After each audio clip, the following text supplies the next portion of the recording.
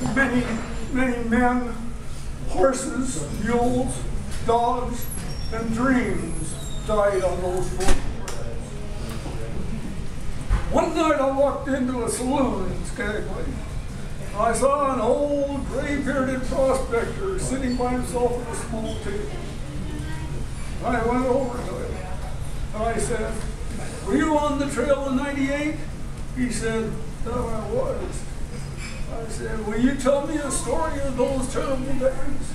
He said, "Well, I could, but my throat's just too dry." So I bought him a drink. And he threw it down at one gulp. And he stood up. And this is what he said. "There are strange things done in the midnight sun by the men who moil for gold. The Arctic trails have their secret tales that would make your blood run cold. The northern lights have seen queer sights, but the queerest they ever did see was that night on the marge of Lake LaBarge, I cremated Sam McGee." Now, Sam McGee was from Tennessee, where the cotton blooms and blows. Why he left his home in the south to roam around the pole, God only knows. He was always cold, but the land of gold seemed to hold him like a spell. Well, he'd often say in his homely way that he'd sooner live in hell. On Christmas Day, we're mushing our way over the Dawson Trail, talky or cold, through the parted fold that stabbed like a driven nail. If our eyes we closed and our lashes froze, so sometimes we couldn't see. It wasn't much fun, but the only one to whimper was Sam McGee. And that very night, as we lay packed tight in our robes beneath the snow, and the dogs were fed, and the stars overhead were dancing heel and toe, he turned to me and, "Cap," says he, "I'll cash in this trip, I guess. And if I do, I'm asking that you won't refuse my last request." Well, he seemed so low, but I couldn't say no. And he says with a sort of moan, "It's the cursed cold, and it's got right hold till I'm chilled clean through to the bone. Yet, take me in dead, it's my awful dread of the icy grave that pains. So I want you to swear that foul or fair, you'll cremate my last remains." A palace last name is a thing to heed. And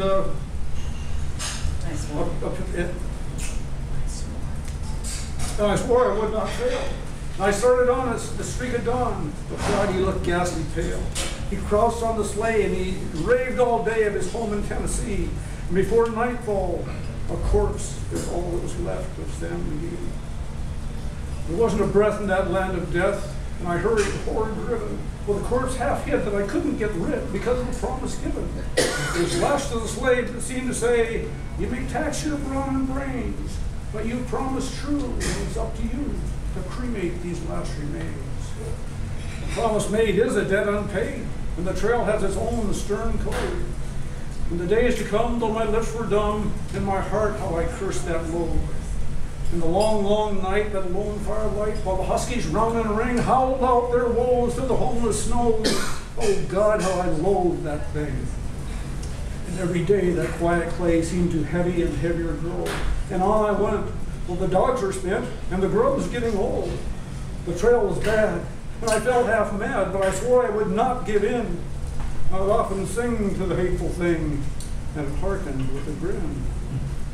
Till I came to the marge of Lake LaBarge, and a derelict there lay. It was jammed in the ice, and I saw on a trice it was called the Alice May. I looked at it, I thought a bit, and I looked at my frozen tongue. And here, said I with a sudden cry, is my crematorium. Some planks I tore from the cabin floor and I lit the boiler fire. Some coal I found that was lying around and I heaped the fuel higher. The flames just soared and the furnace roared, such a blaze you seldom see. I burrowed a hole in the glowing coal and I stuffed in Sam McGee. Then I made a hike where I didn't like to hear him sizzle so. And the heavens scowled and the huskies howled and the wind began to blow. It was icy cold, but the hot sweat rolled down my cheeks and I don't know why. And the greasy smoke and naked cloak went streaking down the sky. I do not know how long in the snow I wrestled with grisly fear, but the stars came out and they danced about. Here again I ventured near. I was sick with dread, but I bravely said, I'll just take a peep inside. I guess he's cooked. It was time I looked, and the door I opened wide. And there sat Sam, looking cool and calm in the heart of the furnace roar. He wore a smile, you could see a mile, and he said, please close that door. It's fine in here, but I greatly fear you'll let in the cold and storm. Since I left Plumtree down in Tennessee, it's the first time I've been warm. There are strange things done in the midnight sun by the men from oil to gold. There are big trails of their secret tales that make your blood run cold. The northern life to see queer sights. But the queerest they ever did see was that night on the marge of Lake Labard. I cremated Sam McGee.